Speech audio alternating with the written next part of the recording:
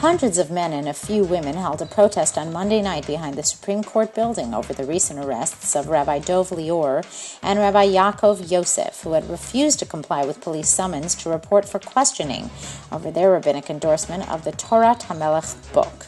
The demonstration itself passed peacefully, but after it ended, some of the participants tried to block the nearby Sderot Herzl. Police used force and water cannons to disperse the demonstrators and arrested 4 adults and a minor.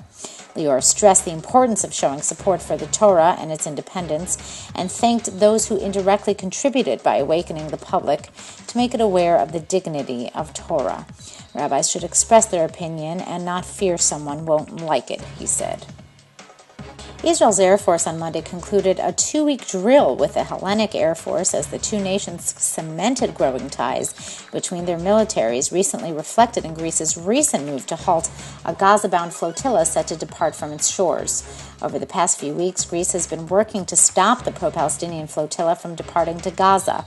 On Sunday, the Greek government offered to transport the flotilla's aid to Gaza as a compromise in order to end the affair.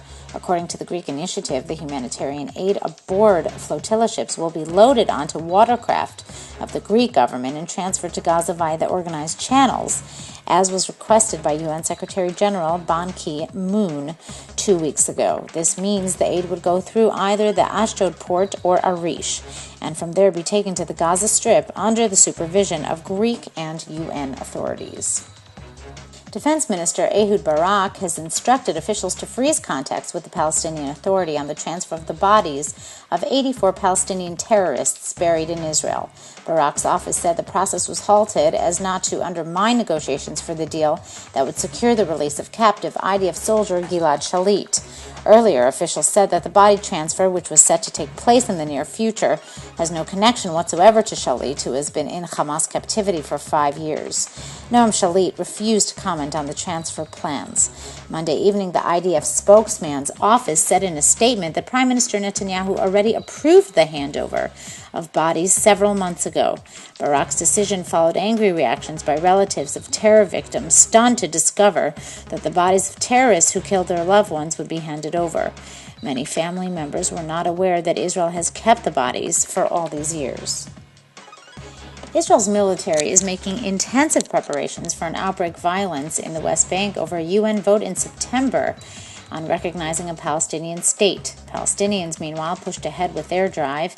Palestinian officials are fanning out around the world to raise support for their initiative.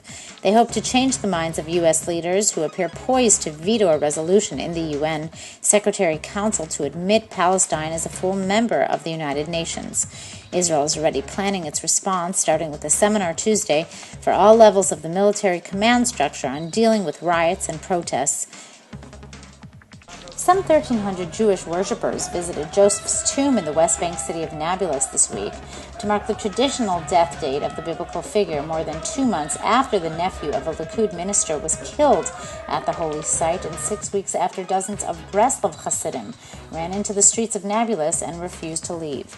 Israel deployed a large security contingent, some 1,000 soldiers and police officers, after authorizing the late Saturday night visit in an effort to prevent the chaos that ensued 6 weeks earlier.